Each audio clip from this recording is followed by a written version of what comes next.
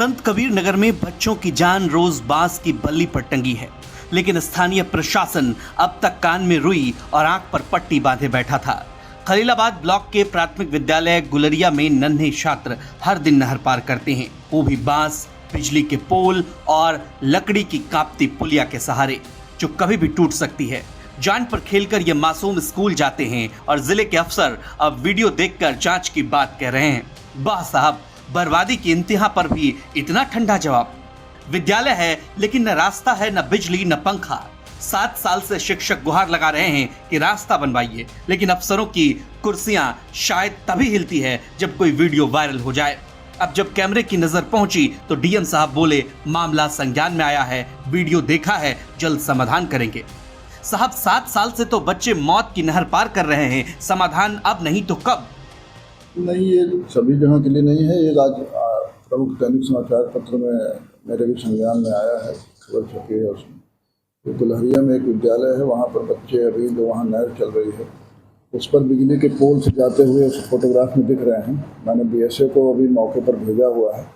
BSA ने जो अभी प्राथमिक सूचना दी है वो ये है कि उसमें एक अन्य वैकल्पिक रास्ता उपलब्ध है और उसका प्रयोग क्यों नहीं हो रहा, जबकि वो दूर भी नहीं है, वो 100 मीटर मात्र ही है उस विद्यालय से, उसका प्रयोग भी किया जा सकता है। उसका प्रयोग क्यों नहीं हो रहा है ये हम चेक करा रहे हैं, और अगर मार्ग उपलब्ध है तो उसमें जो भी और मार्ग दुरुस्त करने की कोई कार्रवाई हो तो वो हम लोग पूरी करा करके उसी का उपयोग बच्चों से कराएंगे। और इसका क्यों उपयोग किया जा रहा है ये हम लोग जाँच करा रहे हैं। दरअसल जो रास्ता वैकल्पिक है और उसके बगल से जो परमानेंट रास्ता, उस रास्ते पर न जाने लायक रास्ता रह गया है और कीचड़ है, झाड़ियाँ उगी हुई हैं। लंबे समय से ये लगभग 2018 से ये परिस्थितियाँ बनी हुई है। अब ये कितने समय से समस्या बनी हुई है इसकी जानकारी भी अभी जांच के उपरांत ही पता चल पाएगी। अब अभी जो वर्तमान में फोटो देखी गई है उसके हिसाब से तो यही लग रहा है कि उसका वो बिजली का पोल डाल के उससे बच्चे जा रहे हैं। जो वैकल्पिक रास्ता है उस पर मैंने जैसे कहा आपसे पहले भी कि अगर कोई उसमें बाधाएं हैं उसको इस्तेमाल करने में तो उनको हम लोग दूर करा देंगे, तो वो रास्ता फिर प्रयोग में लाया जाएगा। बच्चों की सुरक्षा सर्वोपरि है, उसका पूरा ध्यान रखा जाएगा। बच्चों का डर भी अब प्रशासन की नाकामी पर तमाचा मारने लगा है। स्कूल में पढ़ने वाली एक बच्ची का कहना है कि स्कूल जाती हूं तो डर लगता है। क्या ये शब्द डीएम ऑफिस की दीवारों को नहीं हिला देता?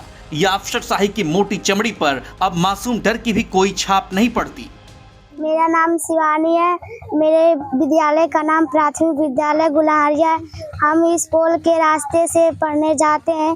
पहले पुल के पास एक रास्ता था, वहाँ पे बहुत ही गंदगी है, इसीलिए जब हमारे अध्यापक आते हैं तो हम लोग का हाथ पकड़ के स्कूल तक पहुँचाते हैं। कैसा महसूस करती हो? हमें थोड़ा सा डर लगता है। शर्मनाक तो ये है कि शिक्षक खुद बच्चों की कड़ी बनाकर उन्हें 2 बार नहर पार कराते हैं, एक बार सुबह, एक बार दोपहर। यानी पढ़ाने से पहले जान बचाना उनकी ड्यूटी बन गई है। विकास के दावे इस पुलिया से भी ज्यादा लड़खड़ाते दिख रहे हैं। कागजों में संत कबीर नगर चमक रहा होगा, लेकिन जमीन पर हाल ऐसा कि डबल इंजन नहीं, डबल शर्म आनी चाहिए। विद्यालय का नाम प्राथमिक विद्यालय गुलरिया है और इसका जो ढीलुआखोर नज़दीक में पड़ रही है, ग्राम पंचायत जो पड़ रही है वो ढीलुआखोर है।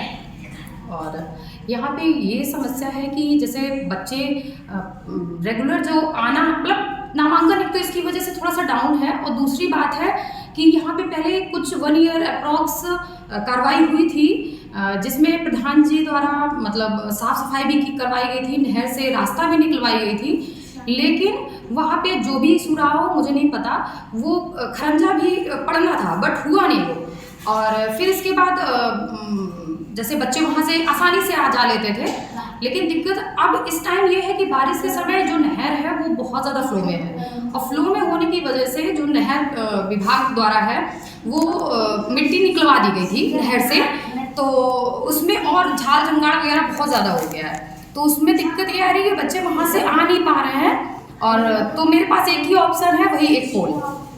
तो उसी के जरिए बच्चों को मेरा स्टाफ और मैं दोनों सब लोग लग के बच्चों को पार करवाना, और मॉर्निंग में भी बच्चों को उस तरफ से इस तरफ स्कूल की तरफ लाना। 2 बांस और एक पोल के सहारे मासूम बच्चे इधर से उधर जाते हैं नाले से।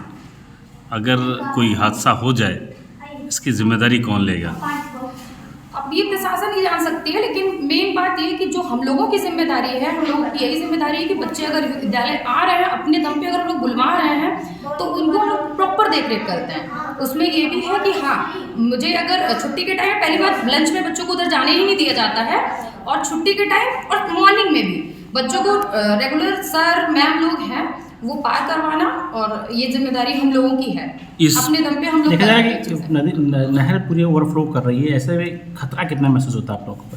खतरा तो है ही है, वो तो दिख ही रहा है चीज़ें कि हाँ खतरा तो प्रॉपर है ही है कि बच्चा, अभी 2 दिन पहले ये चीज़ें हुई थी लेकिन हम लोग सामने ही थे तो इस वजह से कोई प्रॉब्लम नहीं हुई। अदरवाइज गार्जियन इसी की वजह से बच्चों को भेजना भी नहीं चाहते हैं कि नहर है तो बच्चे हम नहीं भेज सकते, लेकिन हम लोग काफ़ी रिक्वेस्ट करके बच्चों को बुलवाते हैं। संत कबीर नगर से आलमगीर की रिपोर्ट, यूपी तक।